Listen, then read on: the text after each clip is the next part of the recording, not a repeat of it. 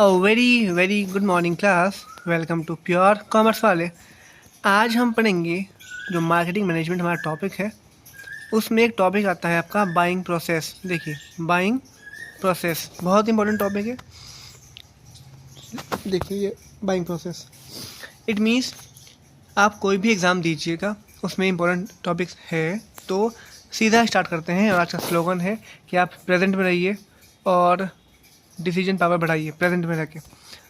देखिए, buying process, the decision process of the buyers again is subject to the above mention factors input. यानी कि जो भी हम डिसीजन लेते हैं वो कुछ इनपुट्स पर बेस्ड होते हैं। The relative intensity and impact of these factors may very. यानी कि जो फैक्टर्स हैं ये चेंज होते रहते हैं। तो सीधा स्टार्ट करते हैं पहले अपने टॉपिक पे जो स्टेप्स हैं। तो पहला स्टेप हमारा है नीड रिकॉग्निशन। देखिए, एग्जाम्पल, ये आपको कुछ प्रोडक्ट खरीदना है, परचेज करना है, ठीक है। तो आप क्या क्या स्टेप्स फॉलो करते हैं नॉर्मली, वो हम यहाँ पे बताएंगे, वो हम पढ़ेंगे यहाँ पे, ठीक है। तो अब देखिए, आप पहला है नीड रिकॉग्निशन। आपको कुछ आवश्यकता पड़ेगी तभी आप किसी चीज़ को खरीदोगे। सपोज कीजिए आपको पेंटिंग बनानी है, तो आपको आवश्यकता पड़ी कलर्स की। तो क्या हो, पहले need recognition, meaning a need can be activated through internal और एक्सटर्नल स्टिमुली। यानी कि आपको कुछ चीज़ चाहिए, चाहे वो आप इंटरनली मोटिवेटेड हैं चाहे एक्सटर्नली, ठीक है। The basic needs of a person arise to a particular level and become drive. यानी कि जो इंसान की बेसिक नीड्स होती हैं वो arise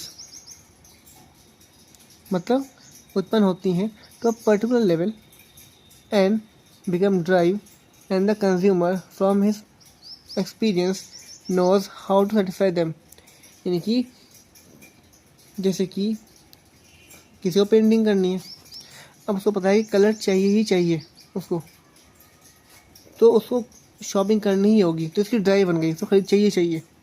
A need can also be aroused by external stimulus, such as sight of new product in a shop while purchasing other useful product। अब देखो, इंटरनल तो हम जानते हैं कि हमको पेंटिंग बनानी है अच्छी थी, तो हमें कलर चाहिए तो हम ले ही लेंगे, तो हो गया इंटरनल स्टिमुली, ठीक है। साफ साफ करते हैं। एक्सटर्नल स्टिमुली का मतलब होता है, देखिए ये शॉप है, ये आप शॉप पे ये सामान खरीदने गए, ये इतना पोर्शन खरीदने गए, ये आपको चाहिए था, कलर्स हैं, ये क्या है, कलर्स हैं। लेकिन आपने ये देखा कुछ नए स्केचेस भी आ रखे हैं, कुछ नए स्केच पेन आ रखे हैं, तो आपने वो भी खरीद लिया साथ साथ में। आपको नए दिखे, कुछ नई चीज़ दिखी, क्रिएटिव चीज़ दिखी, आपने वो भी खरीद ली। तो उसको कहते हैं एक्सटर्नल स्टिमुलस। स्टिमुलस का मतलब होता है कि जो चीज़ आप में मोटिवेशन पैदा करे, इंपॉर्टेंट से स्टिमुलस, जो आपको क्विकली रिस्पॉन्स करे, ठीक है ना, वो होता है स्टिमुलस। अंडरस्टैंड। आगे चलते हैं, पहले स्टेप पढ़ते हैं, ठीक है। जब आपको पता चल गया कि मुझे ये चीज़ चाहिए, नेक्स्ट होता है प्रोडक्ट अवेयरनेस, इंफॉर्मेशन सर्च। देखो, अब एग्जांपल चेंज करते हैं। आपको लिखने के लिए क्या चाहिए, कॉपी चाहिए, एक कॉपी आपको चाहिए, होता है नीड रिकॉग्निशन, ठीक, कॉपी चाहिए आपको। फिर अब कॉपी कई प्रकार की आती हैं, तो आप शॉप पे गए, सेकंड स्टेप, तो आपके सामने कई ऑप्शन थे, कई वैरायटी थी, पहली कॉपी, दूसरी कॉपी, तीसरी कॉपी, चौथी कॉपी।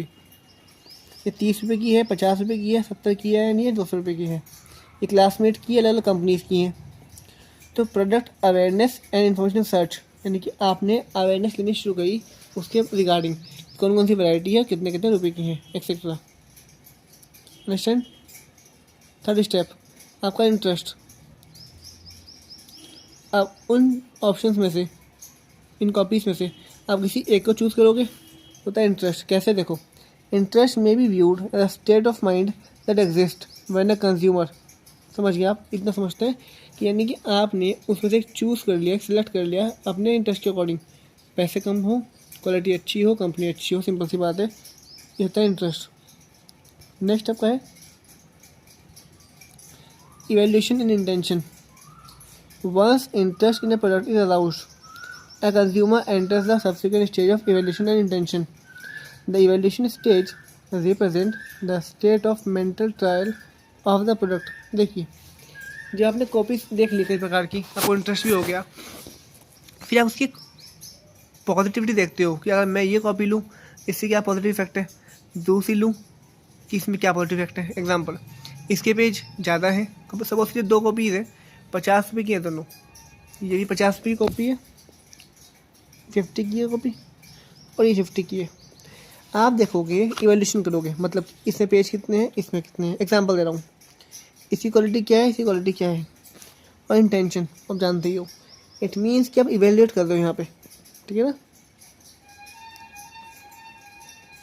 वेट करते हैं, हाँ जी ठीक है।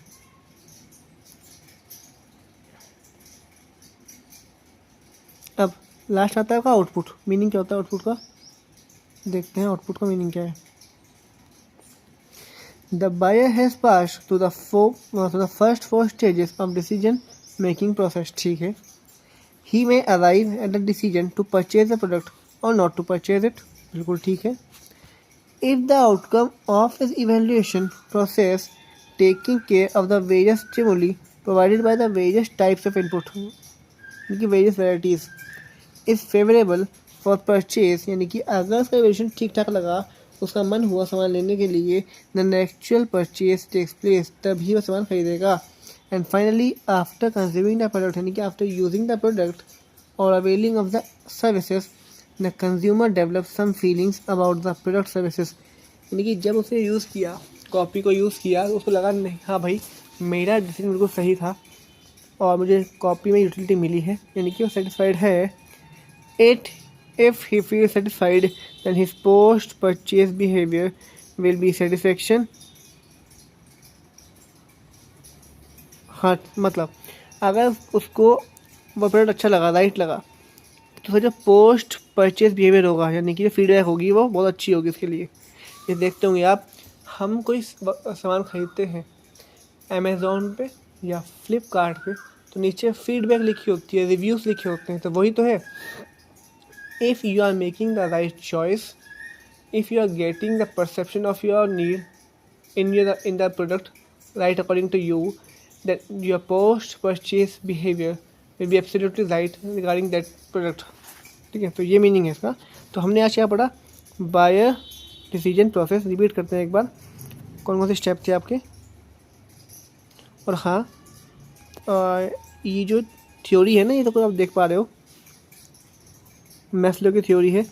Physiological need, safety need, social need, esteem and status need and self fulfilment और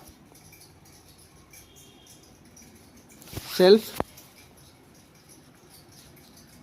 एक्चुअलाइजेशन।